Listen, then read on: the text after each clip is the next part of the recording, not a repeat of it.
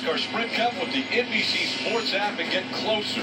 Additional camera angles, driver stats, and track information. Watch live anywhere on any device. Find out more at NBCSports.com/live. This pack still working on the racetrack. Let's go to the garage and Kelly.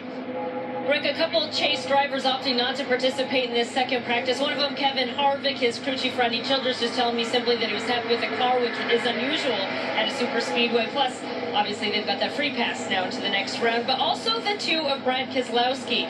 I checked in with crew chief Paul Wolf, who told me that they felt really good about their car in that first practice at Bradwood. Felt really speedy in it, like he could kind of move around and do the things that he wanted to do. This is the same car, same chassis that they raced here and won with in May, with some updates, though, to the body. He also told me that with this strong headwind that we're feeling on the back straight, it's just too windy here, he said, to really get a feel for anything that you might do in a single car run. I also asked him about that race at Kansas. Brad losing 32 points to the bubble. He's now 7 points below the cutoff line. He said, yeah, obviously he was disappointed, but hey, I just told him Sunday, all right, turn the page now, focus on what you need to do to win at Talladega. Of course, he did that 2 years ago in a must-win situation here. Did that back in 2014.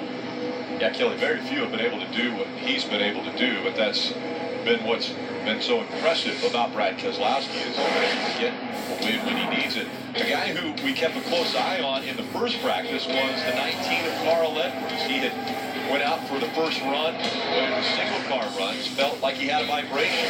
So they came in, they changed the tires, and sitting back out. So there was still a little bit of vibration. They changed the drive shaft. At the end of practice, they were talking about changing a rear gear, and he was down there with crew chief and one of the NASCAR officials. Mike, what have they determined? Well, they did change that rear gear, but unfortunately for Carl Edwards and the 19 team, that did not make the vibration go away. I spoke with Carl in between practices, and he said at that particular point in time, he felt like it started at about 7,400 RPM. That's exactly where it started here in this practice. The team trying to make other adjustments. They're changing the transmission right now, hoping that rectifies the problem. Meanwhile, it's certainly gotten the attention of the other Toyota teams. The 18 team has been watching on very closely. Just a reminder, as we reported in the first practice, all the JGR teams and the 78 of Martin Truex Jr., all brand new cars here. So maybe some concern. As far as I can tell, however, the 19 and Carl Edwards, the only one experiencing this problem. Yeah, you're going to get a lot of concern when a teammate has an issue. It was that way with Denny Hamlin when he had an engine issue. All of the teammates were wondering, do we know what the reason was for that? Now they're trying to figure out, okay, you've got a vibration. We want to make sure that we find out what the reason for that is so that we can make sure we don't have that same issue. As Kurt Busch continues to run laps by himself out on the track. Pretty frustrating for Kurt Busch. 62 plate track races, and he's never won. 0 for 62. That's not one of the records that you want to have on your resume. He's been in position to win some races. He's been lead late in the race, been in position, but never been quite able to pull it off. At this track, he's finished third 4 times. So a difficult situation to not be able to get that way, to have that many starts and still not be able to check that box of being able to win as super speedway. But this really has been the perfect example of a good, not great round in the chase.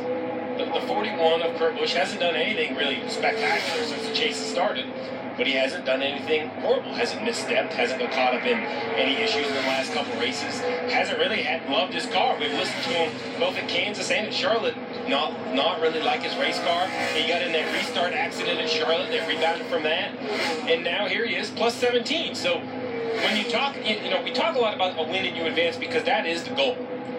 But the other way to do it is to just understand and not fumble the ball. And that's what Tony Gibson and Kurt Busch have done, is that they have run well enough, not good, but well enough, because I think they have like 2 top 15s in this round to make sure they're through. Stay the course. Be consistent. It's a point race. I know we talk about wins, and wins fixes everything, but it's a point race. And I would venture to say that in these first 2 races of this round, this team may have been the worst performing team.